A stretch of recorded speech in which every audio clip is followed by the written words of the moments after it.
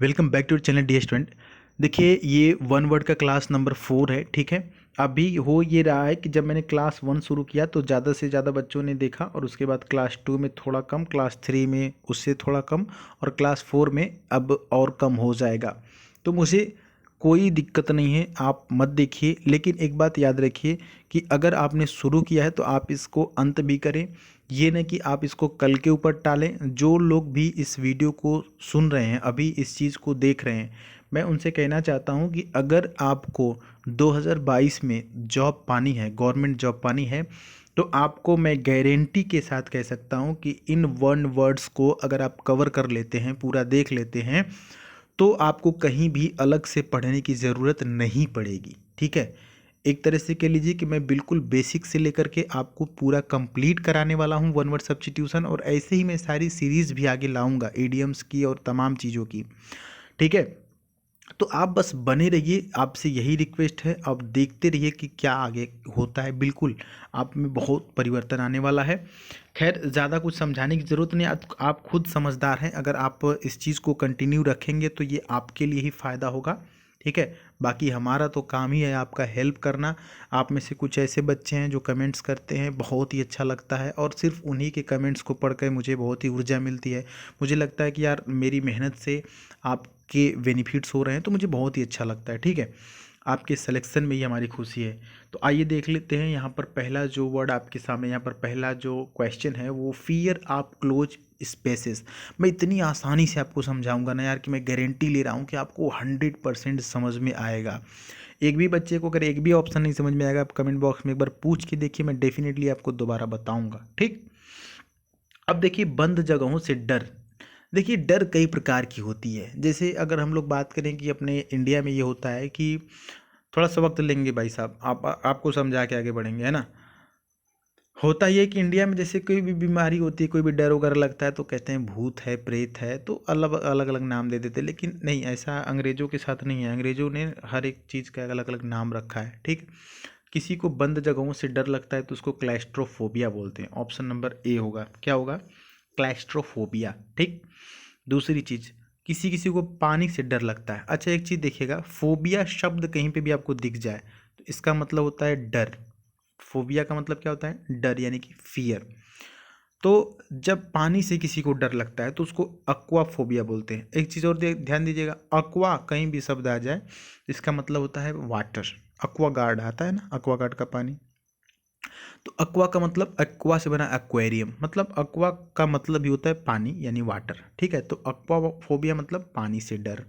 क्लैस्ट्रोफोबिया बंद जगहों से डर। बैटनोफोबिया, अब बॉटनी है ना, बॉटनी क्या होता है, वनस्पति, तो वनस्पतियों से डर, तो बैटनोफोबिया। क्लैप्टोमेनिया, अब देखिए क्लैप्टोमेनिया थोड़ा सा अलग है। मेनिया कहीं भी आ जाए तो इसका मतलब होता है एक प्रकार का पागलपन। तो क्लैप्टोमेनिया का मतलब ये होता है ना कि एक चोरी करने की बीमारी होती है, ये किसी किसी को होती है।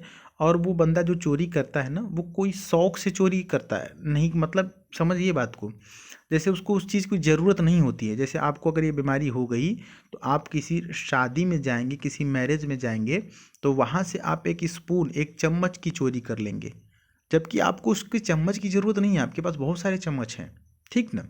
आपको उस सामान की ज़रूरत नहीं है, लेकिन फिर भी आप इसलिए चोरी कर रहे हो कि आपके अंदर एक मैनिया है, एक पागलपन है। ये बीमारी श्रीदेवी को थी, अब तो श्रीदेवी एक्सपायर कर गई हैं। तो बोनी कपूर शायद उनके हस्बैंड है ना, तो जब कभी भी किसी रेस्टोरेंट वगैरह में जाते थे तो श्रीदेवी क्या करती थी, कहीं कांटा, कहीं चम्मच, कहीं छुरी, कुछ भी उठा के अपने पर्स में रख लिया करती थी। तो बोनी कपूर उनको पहले बता दिया करते थे वहाँ पर कि भाई इनको ये प्रॉब्लम है, अगर कहीं ऐसा कुछ करें तो कोई भी अदरवाइज नहीं लेगा, ठीक है। तो इस प्रकार की बीमारी किसी को भी हो सकती है, चोरी करने की बीमारी। खैर आते हैं नेक्स्ट क्वेश्चन पर। यहाँ पर समझ आया ना, क्लैस्ट्रोफोबिया बंद जगहों से डर। अगला है कि words written on the tomb of a dead person. English से मत डरिए, मैं आपके साथ बैठा हूँ ना, इंग्लिश से मत डरिए।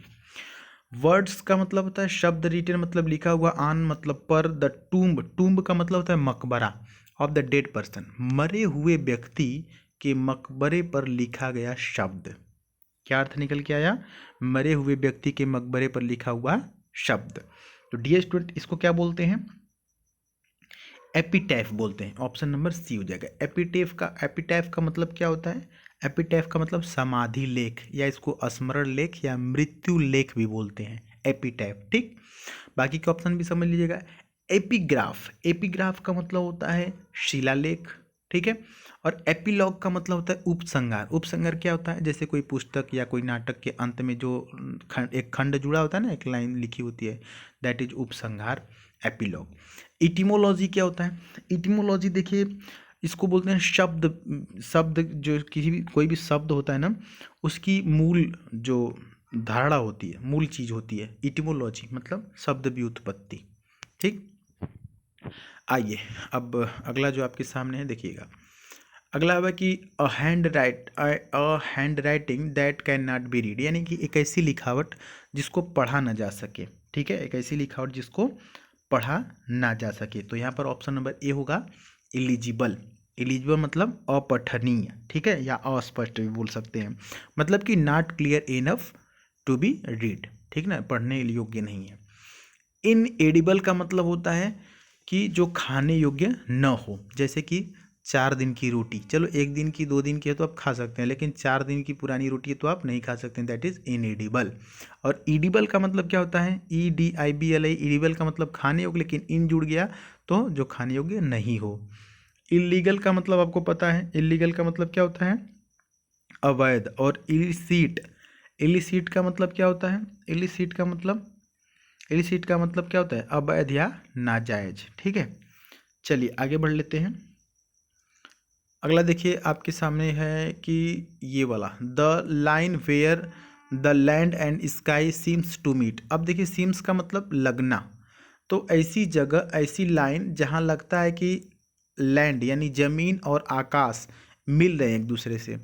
जैसे आप कहीं देखते होंगे ना, तो लगता होगा कि यार लग रहा है कि वहाँ से सूर्योदय हो रहा है या सूर्यास्त हो रहा है, तो वहाँ लग रहा है कि जो ज़मीन है वो आकाश मतलब टच हो रहा है, ऐसा आपने फील किया होगा। तो इस जगह को, वैसी जगह को हॉरिजन बोलते हैं। ऑप्शन नंबर सी होगा। हॉरिजन का मतलब क्या होता है, क्षैतिज। हॉरिजन का मतलब क्षितिज, ठीक है। बाकी ऑप्शन देख लीजिएगा। एटमॉस्फियर का मतलब क्या होता है, एटमॉस्फियर का मतलब बताइए। एटमॉस्फियर का मतलब वातावरण होता है। मिल्की वे का मतलब आकाशगंगा होता है, ठीक है, गैलेक्सी।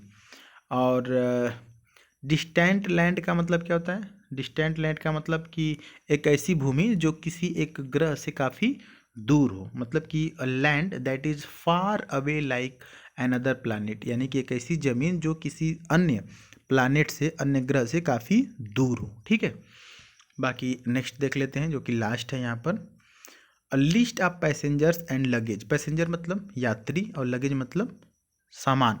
तो एक ऐसी लिस्ट जो यात्रियों की लिस्ट हो और सामानों की लिस्ट हो, उसको वे बिल बोलते हैं। इंग्लिश में क्या बोलते हैं, वे बिल, याद रहेगा ना, वे बिल। ठीक है, बाकी के ऑप्शन देख लीजिएगा। वैगन का मतलब क्या होता है, वैगन का मतलब होता है गुड्स या माल इत्यादि को के लिए जो प्रयोग किए जाने वाला जो वाहन होता है उसको वैगन बोलते हैं। वायर पुलर का मतलब, वायर पुलर का मतलब ये नहीं कि तार खींचना। वायर पुलर का मतलब होता है कि एक ऐसा व्यक्ति जो खास करके राजनेता हो, जो पर्दे के पीछे से नियंत्रण करता है ना। जैसे कुछ लोग होते हैं कि वो पर्दे के पीछे से चीज़ें नियंत्रित करते हैं, समझ रहे हैं। कुछ ऐसे लीडर होते हैं जो सामने कम आते हैं, वो अपने आदमी को चुनाव लड़ा देंगे और अपने पीछे बैठ करके पर्दे के पीछे से या अपने लोगों के पीछे से पूरा गेम करेंगे, वैसे लोग को बोलते हैं वायर पुलर। विस्ट का मतलब होता है एक प्रकार का गेम होता है, ये ताश का गेम होता है, कार्ड का गेम होता है। ठीक है, तो आज हमने इतना बता दिया। अब देखिए चौथा वीडियो था ना, अगर हर वीडियो में आपको 20 मिल रहे हैं, 5 मत समझिए कि 5 हमने बताया। ये जो ऑप्शन होते हैं ना, ये भी किसी न किसी का वन वर्ड ही होता है। ठीक, तो हमने 4 ये करा दिया, तो अभी आपके पास 80 वन वर्ड के कलेक्शन हो गए, अगर आपने चारों वीडियो देखा होगा तो। ऐसे ही कर करके आपके सभी वन वर्ड कंप्लीट हो जाएंगे डियर स्टूडेंट। अगर आप साथ बने रहेंगे तो ज़रूर बेनिफिट होगा। ये सारी चीज़ें बिल्कुल फ्री है और मैं बहुत ही आराम से बता रहा हूँ, और मैं गारंटी लेता हूँ कि इतनी आराम से और इतनी शिद्दत से कोई भी आपको नहीं बताने वाला है। तो आप बने रहिए। अगर कोई भी डाउट है या इंग्लिश से कोई डर लगता है, इसमें कोई भी चीज़ नहीं समझ में आई तो आप कमेंट बॉक्स में पूछ सकते हैं, मैं बिल्कुल आपके लिए यहाँ पर हूँ। ठीक है, चलिए, उम्मीद है कि आपको मेरी बातचीत समझ में आई होगी। तो अगर चैनल पर नए होंगे तो आप इस चैनल को सब्सक्राइब कर लीजिएगा। साथ ही साथ टेलीग्राम पर जुड़ के आप इस प्रकार के क्विज भी बिल्कुल फ्री में सॉल्व कर सकते हैं।